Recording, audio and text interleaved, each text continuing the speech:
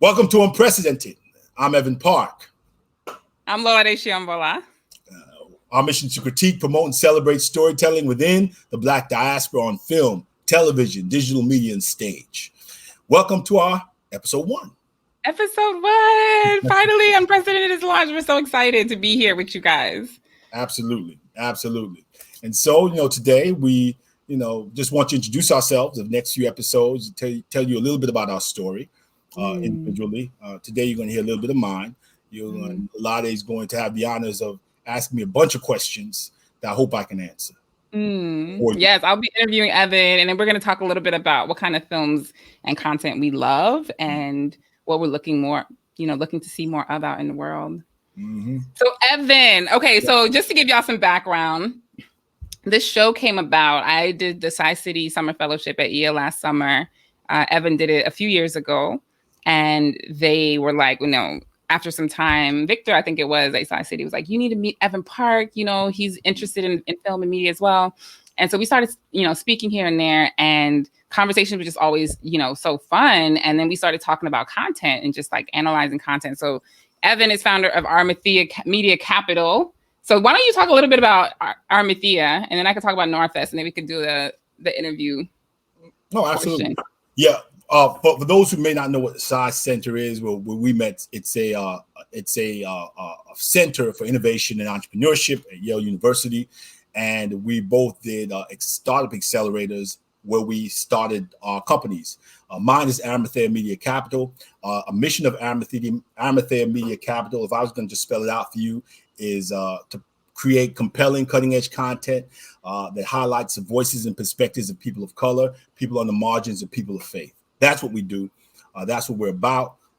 So I started that back then because I think we have something to say, not only as people of color, people of faith, people on the margins, but we have a lot of untapped talent there when it comes to content and when it comes to creators. And I wanted to be able to exploit that around the world. I spent a lot of time in Hollywood, probably over 20 years, and I kind of saw the culture of Hollywood, and I realized that the creativity and the so-called diversity they have is not even close to a measure of what it could be if you include a lot of these voices that may not have the opportunity. So I wanted to be that conduit to that.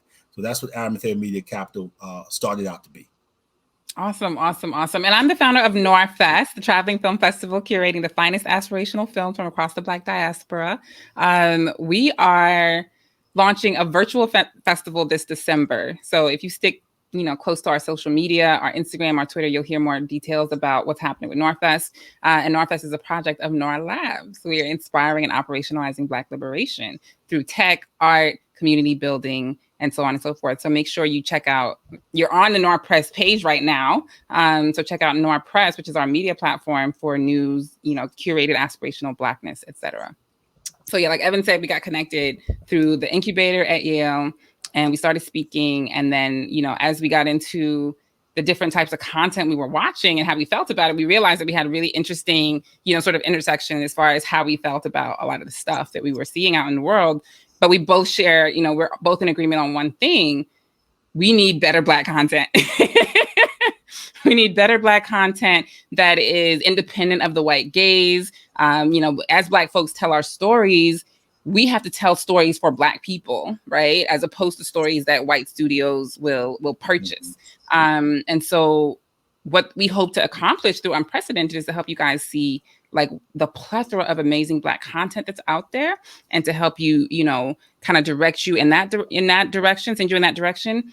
But also like, just let's have a conversation about how we can push forward the quality of our content, right? Like we need to be able to critique Black content, but do it in a way that is, encouraging and empowering, not tearing each other down, because we want to see, better Black content. We want glorious films out there. So we want increased access to them. So let's talk about you, Evan. So like you were saying, you spent 20 years in Hollywood. What are some of your favorite projects that you've worked on? Oh, wow. Probably some of my favorite projects. It's interesting. Probably one of my most fun projects I worked on in Hollywood that I didn't have as much to do was a film off the top of my head called Kiss Kiss Bang Bang that was directed by Shane Black, Robert Downey Jr., and Val Kilmer. It was an action comedy. It didn't get a lot of love, but there's people who kind of find it like, wow, this is pretty good. There's one scene I have in there that's actually a really fun scene that we shot a lot more footage on it than I thought. Then actually not I thought, but that actually showed up in the film. But that scene was not only fun, but I learned a lot as an actor in that scene. Just watching Robert Downey Jr., who's brilliant and is really a nice dude, and Val Kilmer, who's also brilliant and an okay dude. He's not a bad dude. He's okay dude, but he gave me a really nice compliment. Yeah, I had no issues with him, but Robert was much warmer. That's what I mean by that. Robert was warm and just dope. Okay. But I think that was one of the most some of the most fun I had in a feature. As far as what else I love? As far as television, I had a lot of fun. Let me back up. TV, I got to really think about that. I've done so much TV, but because it doesn't just pop out of my head. Oh yeah, during a series, obviously, when I had a series regular that lasted about 10 episodes, working with Dick Wolf's company called LA Dragnet, Ed O'Neill, Eva Longoria, Desmond Harrington, Christina Chang. That was a lot of fun. It was a lot of fun for a lot of reasons. First of all, it was a series regular, man, and what they don't tell you about series regulars is it's a really nice job to wake up to every morning, because it pays nicely, and you're getting up and you're sort of being catered to. That's one thing about Hollywood is you have to, especially if you had some success, and we can talk about that. There's gonna be moments where I talk about that along the way. You can get spoiled really easy if you're not. I'll give you a little story. And this is my second project, which I should have forgotten to mention, but it's probably one of my favorite projects ever doing, was Cider House Rules. That was my first movie that I did. That was directed by Lasse Hallström, and got a great cast. Delroy Lindo, who I'm really happy to see get a lot of love for the Five Bloods or the Bloods. I think it's Five Bloods. Yeah, which is one of the things we're going to talk about. We're going to talk about. Delroy Lindo is really uber talented. Obviously, he's a UK Jamaican, so shout out to all my Jamaican brothers and sisters out there doing it. And then also Heavy D was K-Todd Freeman. I don't know what I think K-Todd's doing a lot of acting with Steppenwolf right now. Heavy D was the coolest. I got to tell you some stories about that. He talked me off the ledge one day. One day in one of our, I was going to give the producer a piece of my 26-year-old mind. Yeah, Heavy was like, no. I can't wait to hear the story. I can't wait to hear this story. I was like, I'm going to let this dude know. But it took me a minute to calm down. But then Heavy D, I loved Erykah Badu, working with her on that. That was a great experience. That's because that's where I kind of really saw the blessing of sort of the being an actor, the opportunities I was getting, and also I started to get a glimpse of the Hollywood machine. And one of the benefits of being in the Hollywood machine is you eat well. One of the disadvantages of it, if you're really paying attention, is that there's a lot of waste. And if you care anything about that, you're like, well, you kind of can still do this and spend a lot less money and cater to a lot less egos. So that was cool for me. So those are probably my projects: Dragnet, Cider House Rules, Kiss Kiss Bang Bang, and on stage I did a play called, and you're gonna crack up on this one. Well, two plays really. One called Steve and Edie, where I played this comical version of Idi Amin. Ooh. And it's funny. And one called Fetch Clay Make Man by Will Power, that I played opposite Ben Vereen and John Jelks, and both Tony Award winners, John Jelks and Ben Vereen. And I played Muhammad Ali, and Ben Vereen played Step and Fetch It. Wow. That was a really great experience. It was directed by Des McAnuff. The one where I played Idi Amin was directed by my friend Eleanor Holdridge, who's also drama. So those are my best experiences by far off the top of my head in the industry. So how did you get into acting? Because you told me that you wanted to be a police officer. Like you would have been a police officer if you hadn't got into acting. I would have been. I don't know if I would have been a police officer unless it was in a major city, right? Mm. But I would have been in law enforcement. As I look back now, it's funny. My father and my brother-in-law were in law enforcement in Jamaica, and I just found this out from my sister. They both were the group of those cops. When they test high, they put them in certain areas, and so my brother-in-law and my father were actually stationed out of the academy in the same station. But they know each other because my brother obviously was way after my father. But my sister was like, that's what they said, all the bright boys. I'm like, cool. I knew my father was a good cop. He did it for 12 years. Wow. And then they moved him into special services. So I had the pedigree, I guess, to be a police officer. And then he was a police officer. My other uncle, he had two other brothers, was tested really high on the police exam, and they were going to hook him up. And I'll tell you that story one day, but he decided he didn't like the guy who was trying to hook him up. And reasons he said he didn't do it. He didn't want to have to owe this guy anything. And he didn't like how they treated the female recruit who came in and took the test that same day he took the test. So he became a fireman. And my other uncle was a soldier. He's all the same brothers. So I sort of had that sort of pedigree. So I have service in your family, service in my family. And my father, when I asked him one day if he ever thought in the middle of my acting career, if he thought I was going to be an actor, he said, "No, I thought you were going to be a soldier." So it's interesting that that's the pedigree I had. So I don't like predators, and I grew up sort of in pre-gentrified Brooklyn.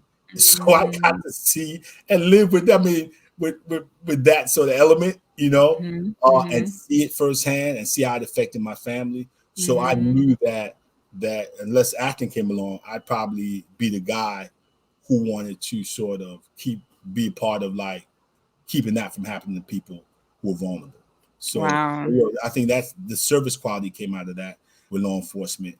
But God took me another direction, and that's how I became an actor. The acting part, interestingly enough, because I'm a first generation Jamaican. First generation Jamaican American. Yeah.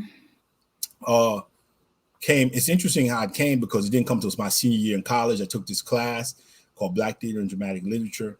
And it was a dramatic lit class, and they also did a play at the end of the semester. And apparently, I found my sweet spot active gift for it because I got a buddy of mine, Omar Call.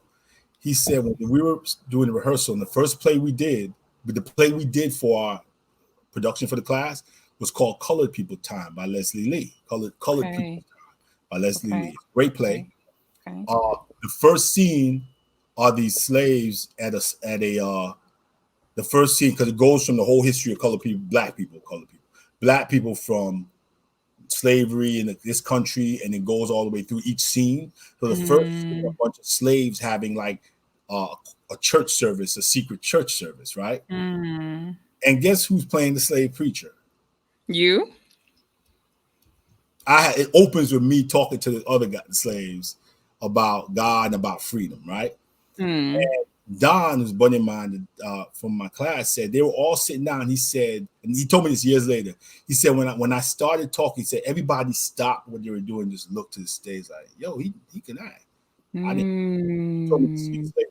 So acting was fun for me, and it was easy, and it made a lot of sense. I knew I was going to give it a shot because the semester before my last year of college, I worked on Wall Street, and I hated it. I worked in the traders room. I sat in the traders room for this law firm with some other football players. We were football players, and we worked there, and it was just like, this does not interest me at all.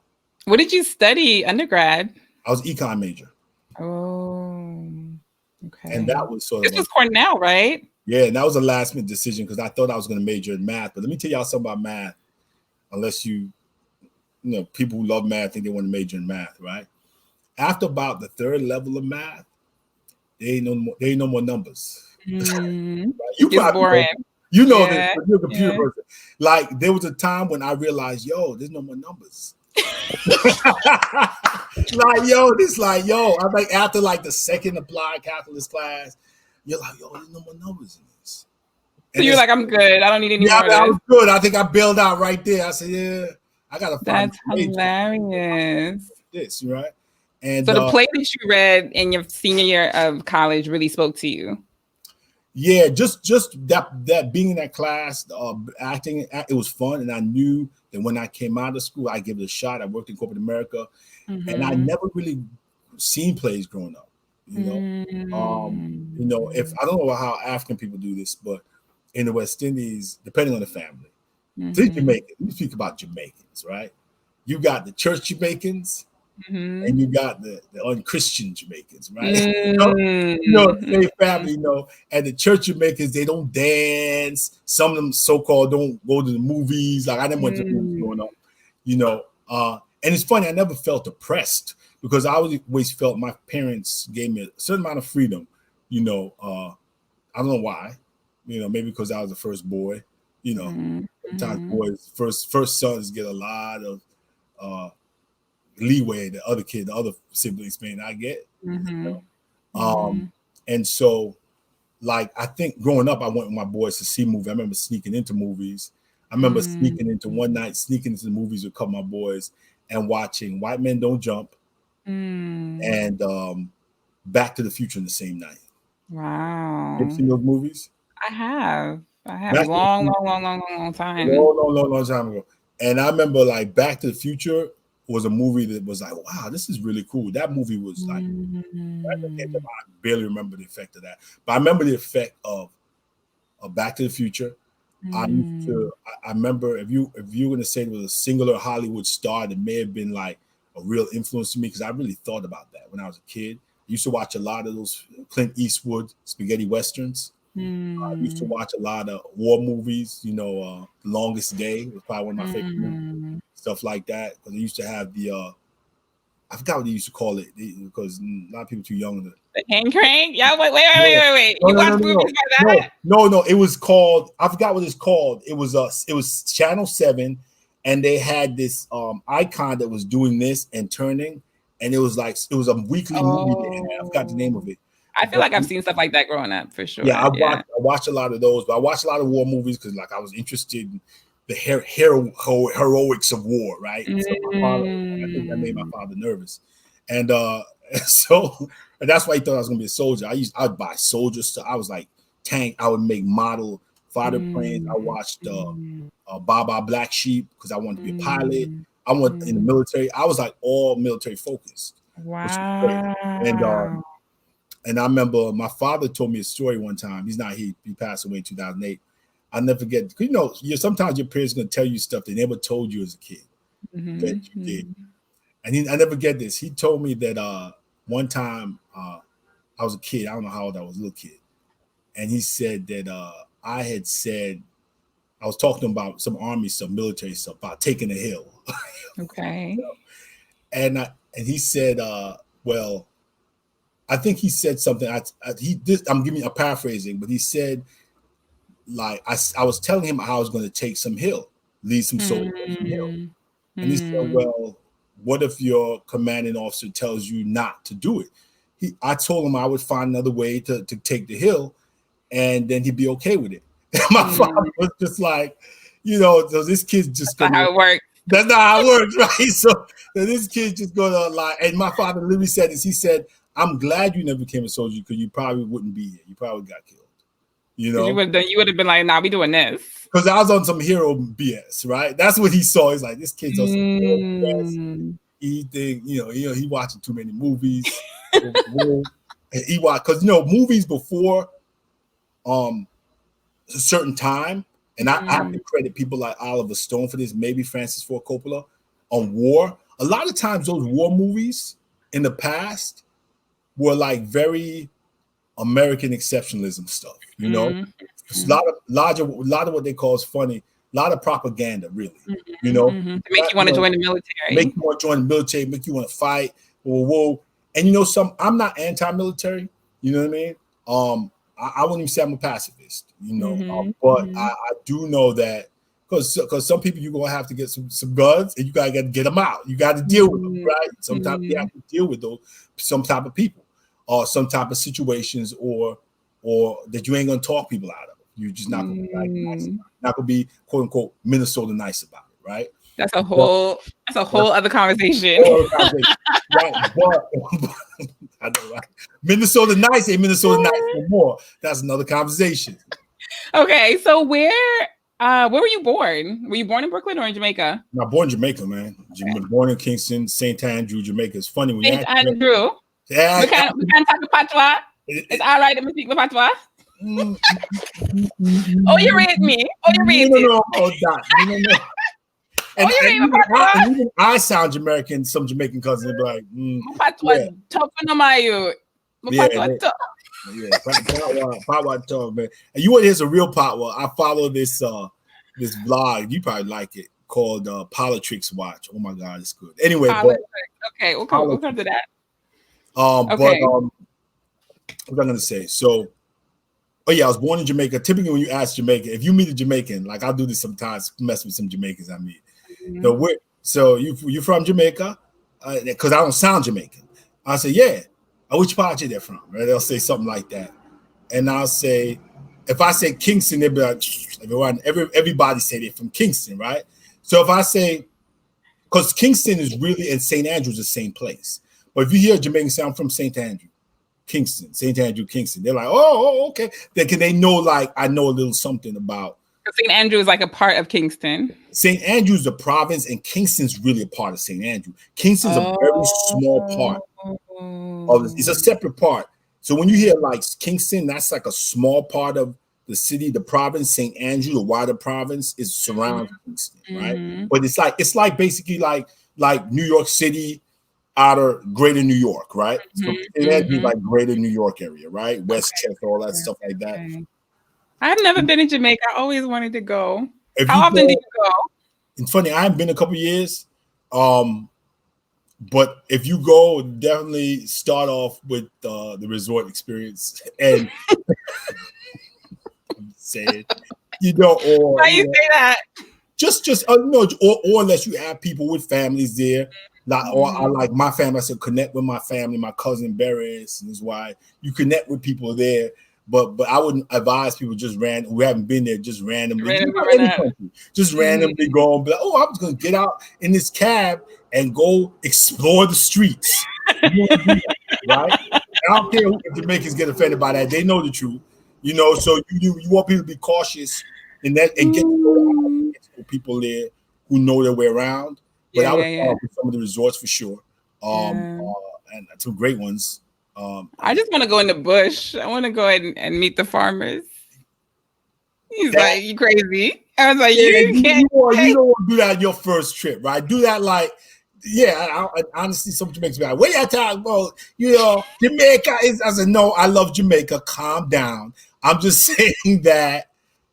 Jamaica, you're just rolling Jamaica. Just have some guidance on the ground. Have some people know well. So how old were you when you moved to the States? I was 2 years old. Oh wow, you were just a baby. I remember being on the plane. Oh wow, that's all I remember. I don't know. I remember being on the plane. I don't even remember who I was with. I wasn't with my parents, but my mom told me years ago who brought me up with them. But my grandmother and mother were already here. My grandmother and mother were here.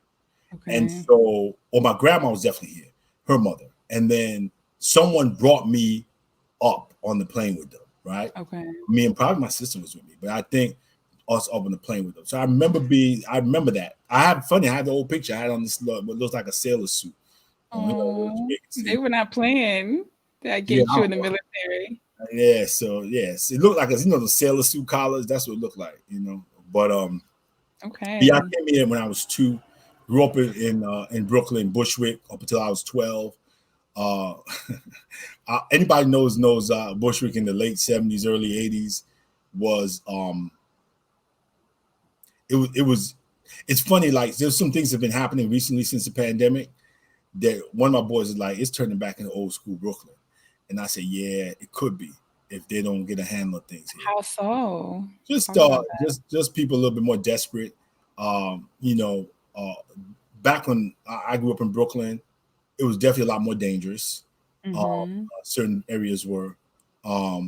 Interestingly enough, my area was, although I never really was victimized. I think one time some kids tried to rob me. No, actually twice. I remember at least twice. Some kids tried to steal my bike around the corner from me. I got away from. I rode my little Huffy bike away from that fool. And and there's some kids when I was in third grade. 3 kids, man, older kid. I'll never forget this. They were following me from school and tried to steal my lunchbox, man. Oh my And God. I stood there and I held my lunchbox and was, you know, I'll never forget this. I was pissed, and I was holding my lunchbox and trying to pull it, and I was crying. I was pissed. And I remember where it happened. It was in Bushwick, and then the older kid just stopped and looked at me and said, "Yo, forget it, man." They must. And I was crying. I was pissed off. I was holding my lunchbox. I was like, "Y'all ain't taking my lunchbox." And 3 people for one lunchbox. But it wasn't for me. And think back about it. It wasn't about the lunchbox as opposed to I was mad that I didn't like being victimized by these fools. I wasn't, the intimidation. And I didn't like it, and I just held my lunchbox. I could have just gave him the lunchbox, but you know something?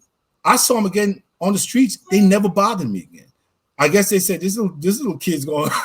Like it wasn't easy, so we were good. I didn't necessarily punch or fight back. They would just grab my lunchbox, and I just held it and was pulling it back from them. And that's man. What kind of lunchbox is that? And the funny thing was, I wasn't crying, bawling. It's just like I was that angry kind of angry cry. Like the tears come down my eyes, and I'm fighting and I'm just not giving it to him. And what kind of lunchbox? It sounds like a heavy duty lunchbox. It wasn't even a lunch. I don't remember what it was. I just remember I just didn't like being victimized. I just didn't like it. And I still have that, I guess, that stubborn thing in me. Because anytime I think of things, I say, I mean, that little kid's still in you. It's like, I can't be victimized by people, man. I just like, no, I think I'm a nice, I think I'm a pretty nice dude. And I'll give some leeway a lot. Even you can crack me a little bit up. But if you try to victimize me, I'll draw the line. You can't victimize me. And I think I know that's still in me. And I don't like people who think they can victimize people. You know what I mean? So born in St. Andrews, moved to Brooklyn, did the whole, military, aspirational, law enforcement track, and then boom, last year at Cornell, you decided to be an actor. And then you've gone on to work. Last year, I didn't decide to be an actor my last year. I discovered it my last year. Okay. I think when I graduated, I thought about military. Matter of fact, I thought about the military initially because I remember specifically I wasn't a U.S. citizen yet. And one of my best friends, who's now a Marine colonel, he's my frat brother. He's a year ahead of me. But he went to Ithaca College across town. We were the same chapter, and he was already in the Marine Corps. But Rick is one of those hardcore dudes. Like Rick, I would have done what Rick did. Rick's a lot more hardcore than me. He graduated college and then enlisted like he never even went to college, and moved up the ranks from enlisted all the way. Now he's a colonel, right? Wow. Those guys get a lot of respect in the Marine Corps. I was like, nah, I'm gonna go straight to officer candidate school and get my bars, dog. I'm not gonna do the enlisted thing. I did 4 years of college. I don't, so I was a little bit more bougie in my approach to it, right? But I remember what slowed the process for me, and it's funny how God is, was I wasn't a U.S. citizen yet. And in order to be an officer, you have to be a U.S. citizen, right? So I started the process of being a citizen. And at the time, I remember I'll never forget, Rick told me he was already in the Marines. He said, because I remember visiting, never forget, the Navy Center, recruiting for the major headquarters down in Long Island. I remember visiting, and the Marines, we got Navy, the Marines there too. I thought about the Army. If I was thinking more towards, because I was always sort of that dude who likes to do challenging stuff. So I was thinking of all the challenging stuff to do, right? Okay. And then, and this quest didn't just start really after college.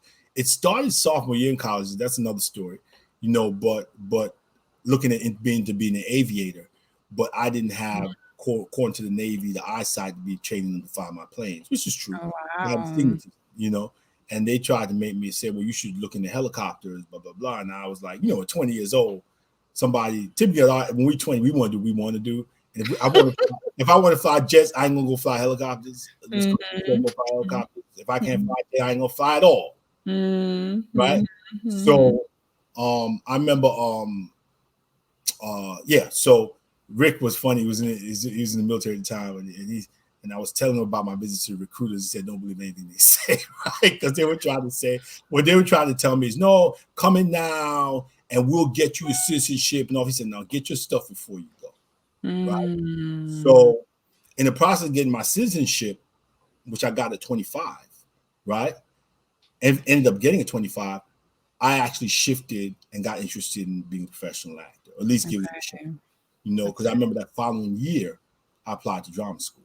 And I was working in pharmaceutical sales at the time, right? Which would have bored me to death. But the sales stuff was cool, but it would have bored me to death. I realized, and I think people should realize this about themselves. I'm not a behind the desk kind of guy. That's why I think law enforcement, those things appeal to me. So I'm more physical. So I need to be sort of like something that I'm on the move, that I'm up out my seat, that I'm still using my mind, right? But like I would have been a great detective. I know that, because I could, people tell me stuff. You give me 1 or 2 bits of information, I find out everything I need to know. Give me somebody's first name, probably where they were born. Okay. So analytical thinker, because that's one thing that a lot of people don't recognize is acting takes a lot of research. Yeah, it does to a certain degree. It does. I think depending on your approach, meaning this, like when I was doing plays, when I got to Yale Drama School, when I was doing plays, it always helped me a lot to really understand the world of like, and that takes research. Like I remember, God, when did apartheid end? What year did it end? You remember? 94. Was it 94? I'm gonna look it up, but I think it was 94. Because it's funny, I use a South African play monologue to get into Yale School of Drama. It's funny. Let me talk a little bit about that. So second year out of college, you start. But what was the moment? What made you decide, like, okay, I'm gonna apply to drama school? It was a moment. Here it is. I was doing I remember around the time, I think a lot of people do this around 23, 24, 25. I was thinking of business school initially. Okay. And I was working in pharmaceutical. I said, so I always knew I wanted to do business, which is kind of what we're eventually doing now. Yeah. And so there was a book I read called Why Should White Guys Have All the Fun? Which I recommend. Reginald Lewis. And at the time I was doing pharmaceutical, and I was and I was going to these informational sessions for MBAs. And I was like, maybe I'll go to business school. But then I was doing acting through the Negro Ensemble Workshop, Harlem Theater Company, doing like a lot of acting workshops. And I really enjoyed it. So I said to myself, well, let me give it a go. I decided I was having fun doing it. And I just said, and I noticed a lot of the people who were doing it on the level where they were really doing it had either went to Yale, Juilliard, or NYU. And I said, and it's funny, I said to myself at the time, and I started noticing that there's a lady I was dating at the time, and she bought me my first, I guess, ticket to a Broadway play when I was working in corporate America. It was 6 Degrees of Separation. I remember that play. Courtney Vance, Stockard Channing, I forgot who else was in it. But I noticed from looking at all the program, everybody either went to Yale, drama, Juilliard, NYU, and I said, okay. And I said, well, this is the level I want to do it on. And the people who are doing it on the level I want to do it on. This is where they went. So that started my journey. And I said, well, instead of applying to business school, I said, let me apply to the top drama programs. If I don't get into the top drama program, this was a prayer, then I'll just know then God doesn't want me to go. I'll just work 1 more year and I'll go to business school next year. And I remember, because at the time I was shacking in Jersey City. What does that mean? Living with my girlfriend. I was shacking with her. Shacking up. Shacking up is the. I was shacking up in my weekend visits to go get my mail that was still coming to my parents' house, right? No, actually, yeah, because was I shacking at the time?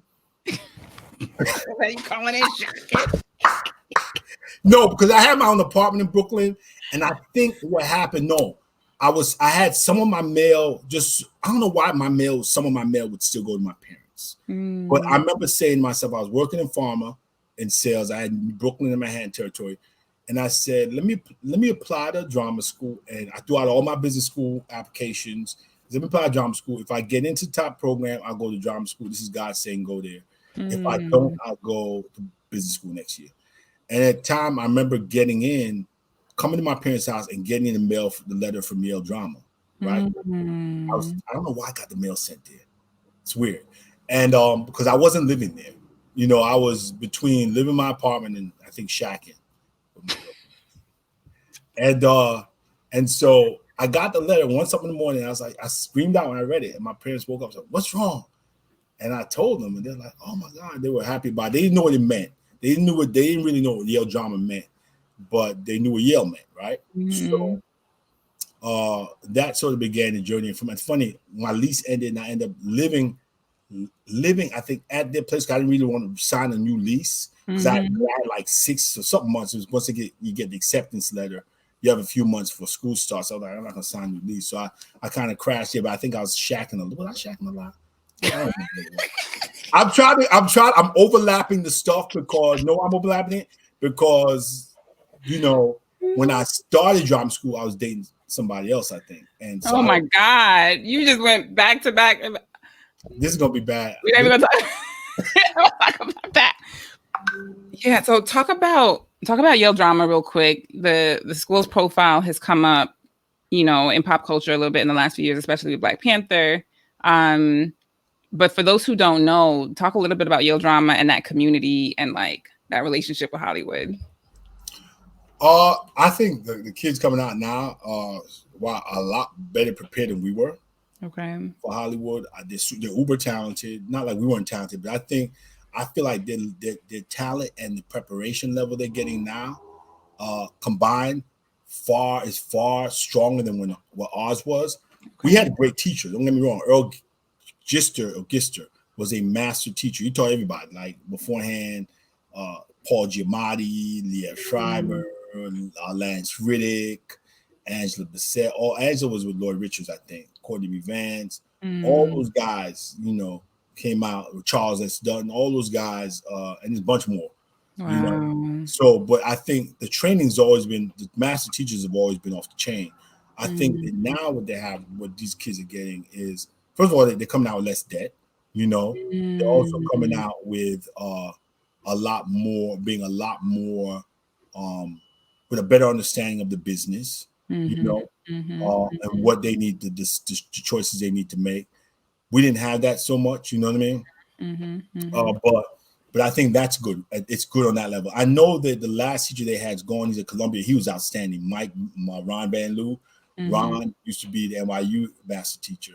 So I don't know I don't know who they have now, which I have, but I know the dean, James Bundy. So I think the quality of kids is still strong. I think the brand's still strong. I was excited to go there.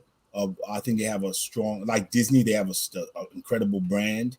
Legacy of people coming out of there. I love seeing what's happening to this new crop of kids. Yaya, of course, with Peter. There's a few others. The kid right now in Lovecraft, in the Bloods, he's a young kid. The brother, man, so all these cats, I love it. I love, and it's interestingly enough, the Black kids coming out do pretty well on average. Like it's a tough business, whether you get training or not. It's tough. There are a lot of people, no matter what school you go to, who drop out of the business. That's how tough it is. It's really a business of attrition, right? The success sometimes comes because people at a certain age say, "I can't do this no more." And but I'm excited about what's happening right now. Yale. I would like to. That's another conversation, and I'm going to actually. It's because based on this, there's some things that's on the table. If they happen for me with my undergrad, then I'm going to. In fact, I just had a conversation with a friend of mine who's a director of one of the studios about doing something to track top kids of color, not just kids of color, Black kids, but I have a heart now for Black kids, but also people on the margins who are looking for opportunities. Because I have a good reason for that. We can talk about it at some point. That's okay. And it was one of the reasons I changed my mission statement. So Lolade, Noir Labs, right? Noir Press. What is your why? Ooh, what is my why? What is your why? My why is my daughter, right? I want to create a world in which like she is regarded as a full human and celebrated as a Black woman in the origin of the earth, right? Mm-hmm. My why is also when I go to bed at night and I want to watch something and I can't find a glorious Black woman to look at. You know what I mean? Like, it's so hard to find glorious Black women to look at every time I want. And I need the glorious Black women and men and people of all genders to look at before I go to sleep or when I want to entertain myself. I don't watch any of the other crap. So for us, it's about creating the future through aspirational storytelling, right? Mm-hmm. Telling the story of the greats, past, present, future, and all the amazing stuff that we're doing. So whether that's through, media and news on Noir Press, whether it's through film at Noir Fest, whether it's through technology at Noir Lab. So ultimately technology, we're integrating the tech, the art, the community building, to build solutions, right? Mm-hmm. And so Noir Fest is our first solution. Noir Press is another solution, right? And so as those launch and succeed, we will launch more projects that will bring Black people together more intimately, talking about Black intimacy as opposed to Black disunity. For us, our driving force is like Black people got to be united. That's another why for me. We got to be united. We got to throw off these shackles. It's about time. And so I'm excited for everything I see happening now because it's our time to just be restored. So ultimately, it's about restoring Black people to our place of power. And that's sort of pinnacle place. So that our children can live in a liberated world. Oh, great why. Once you thought about it, you just rolled it off. Yeah. One thing too that you said, and I'm starting to believe this, and I'm running out of time, but we're going to talk real quickly about just sort of what we're watching. And you said something about beautiful Black women to watch, which can go into one of the things I am watching. And I've never heard this actress, but she certainly is beautiful and talented. And I was talking about that show Into the Night on Netflix. I can't wait till you watch it. I'm gonna watch it. And you're going to be learning Senegal is French, right? Yes, I'm working on my French now. So watch it with the French original and with English subtitles. The French original will help you get all the nuances of performance. But there's a beautiful Black woman in there who's like, one of my new crushes, I guess, in the celebrity space. But she's really good. And I think sometimes we're looking also with this podcast, not only sort of things that Black people directing and Black people writing and driving, but even like emerging Black talent that people ain't really seeing, Absolutely. And she's certainly So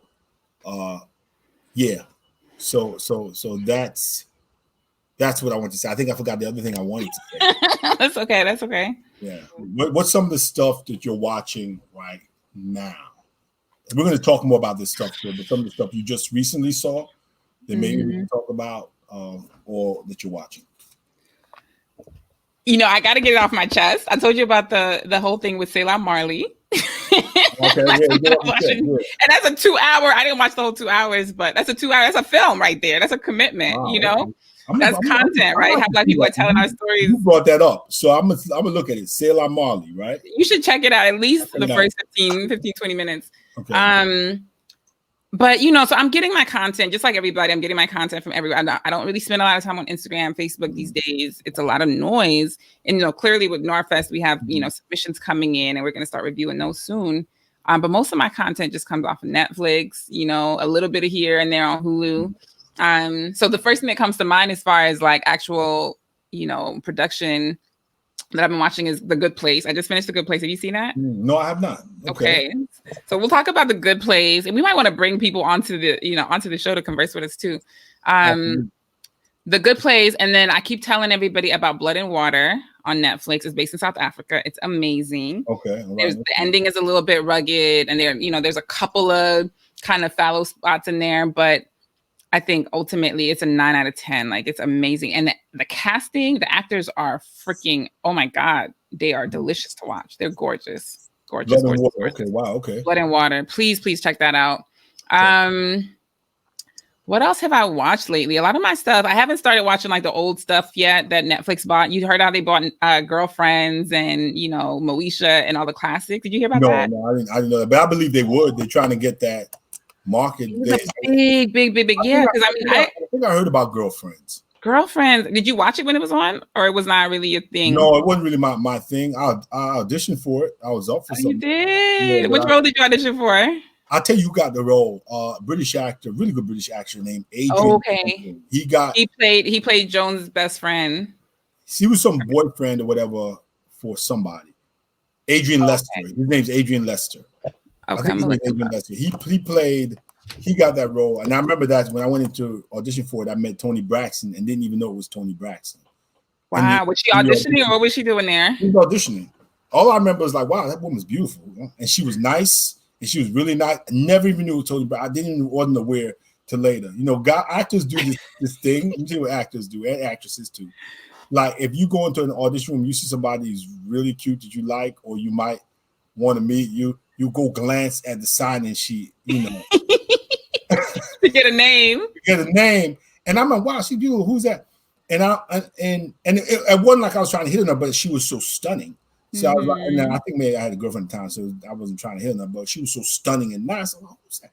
And I looked up, I said, and I don't know if I realized it right away, but I saw it and that's Toni. Later on, I said, that's Toni Braxton. I think she went in before me and left. And then she was nice. That's why I met her at that girlfriend's audition. That's why when you said girlfriends, I remember that. We can't say hit. I don't think we can say trying to hit on the show. I wasn't trying to hit on that. I don't know. I'm gonna think about it. I'm trying to figure out how I feel about that. Huh? Trying to holler, yeah. So I trying to holler might work.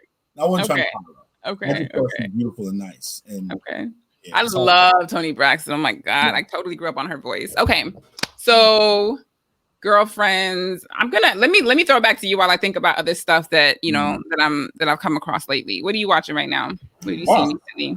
And let me talk about I'm sorry. It's okay. I want to talk about the Fred Hampton movie. Now I got to pull up the trailer for the name. Did you watch the trailer? Oh, the one that you sent me with this weekend. Okay. Where is it? Judas and the Black Messiah. I didn't know that was about Fred Hampton. Judas and the Black Messiah. Oh my God. Is that out yet? Trailer? Is it out yet? I like the actor though. I don't know when it's going to come out because they're saying only in theaters. Nobody's going to go to a theater for the next year if they got sense. Not black people. They need to stream that joint. Ain't nobody going to watch that in no theater. Definitely not black people. We're not taking no vaccine to do it neither. Fuck a vaccine. My vaccine is Jehovah and garlic. Let me tell you something. I'm just going to say this straight. And it ain't just black people. I was out with some of my friends who happen to be white boys who have a lot of influence, and we're all sitting out eating, and we're sitting out eating one time, and this really nice area, and I was the only black dude there, and we're all looking around the table, and y'all taking the vaccine, and probably the one who probably is the most sort of set one, he was just like, I'm not taking that thing, right? So God, money don't be taking that shit. None of them were trying to take that vaccine. People with money don't take that shit. Yeah, not one of them. They want to use black people as guinea pigs so they can test out and then get us hooked on their drugs. Fuck that. Let me tell you something. Black people ain't taking it. You think black people ain't taking it? There's a lot of white people who ain't gonna mess with it. And I thought anybody is paying attention. Yeah, so there's conspiracy theories. There's some people who straight up. One person literally said, I don't know if I can go this far. One of my boys literally said, I kind of hope I get it and get over it, so I don't have to mess with the vaccine. Right? Oh God, no! I don't know if you want that. That's not the answer. That's not the answer. I know some of my boys who've had it, and we've been healing ourselves of everything from eternity, so we got to be able to figure that out. Yeah, so figure it out some other way. But yeah, I was like, dude, I don't think I don't. Oh but my God! What am I watching? Was that the question for me? Well, I've been raving about this series Into the Night, and I'm halfway through it, and what I like about it, I love the international cast. Of course, I told you about the black actress. I wish I could pronounce her name. I don't want to jack it up. I was going to pull it up and try to say it, but she's the only black woman in it. And there's a couple Arab people in it, actors in it. But it's a really, really, really, really intense 6-episode series. I watched The Five Bloods. You should check that out as well. It's good. It's very spikish. Really good performances by guys, all of them, man. Delroy Lindo, Isaiah Whitlock, Clark Peters. I forgot this young brother name. He's out of Yale kid. He's in Lovecraft. So I watched that. I want to see this Fred Hampton one. There's one I just saw too with Charlize Theron, but it's directed by a Black woman, and one of the lead actors, a young black lady. I will tell you the name right now. Hold on, because I want to jack up the name, right? Charlize Theron. Oh man. Okay. Old Guard, the Old Guard. That's actually directed by a Black woman. She does a good job, really good job directing. I think it's worth watching. There's a young Black lead in there too, female. Yeah, that's what I watched. That's something we can actually talk about and critique. It has some pluses and minuses, but for the most part, it's compelling enough where I was interested all the way through. And I think she did. Gina Blythewood directed it. I think she did a pretty good job directing it for an action film. I don't know if she done. I think she may have done an action film before. Some other stuff's coming up. They have a Black director directing. What's that superhero movie? Oh, I forgot the name of it. But they just announced it. So, but anyway, I was watching Into the Night, Five Bloods, The Old Guard. Those are three I've seen recently. There's some other stuff we're gonna talk about here. Maybe some stuff's a little bit older. Sprinter, apparently we're gonna talk about. Yes, Sprinter. At some point we're gonna talk about They Gotta Have Us. All right, we'll talk about that. Didn't we say we're gonna talk about that? Yeah, no, we have to. I haven't seen it yet, but I'm gonna watch it because you said to watch it. I'm looking at my list to see like what else is recent. I feel like Netflix has just been mainly the old stuff that they purchased. I don't feel like I've seen anything new, Black, and exciting, but I'll double check. Yeah, this stuff. Okay. I would love to at some point. This is one example. Have you seen Who Killed Malcolm X? I watched part of it. I watched like maybe the first 2 or 3 episodes. You want to talk about that? I would love to talk about that at some point. Okay. Because not because of that. I wouldn't even say because of the quality of the production, as opposed to maybe what it says sometimes about how we protect our monsters. So I guess that's the only way I'm gonna. Oh shit! Shots fired. Okay. Yeah. Thank you guys for joining us. This has been Unprecedented, episode 1 with Lolade Siyonbola and Evan Parke, founder of Noir Fest, founder of Arimathea Media Capital. Join us next. Tell them where to follow us. Join us. Okay, follow us. Join our community. Noir Press. Yours is Arimathea Capital. Media Capital. Arimathea Media Capital on Instagram, and also arimatheamedia.com, where you can join my mailing list for events coming up. Yes. And we'll drop all the links in the details of this video. But same thing with Noir Press. You can get on our mailing list, get the curated glorious Blackness in your inbox.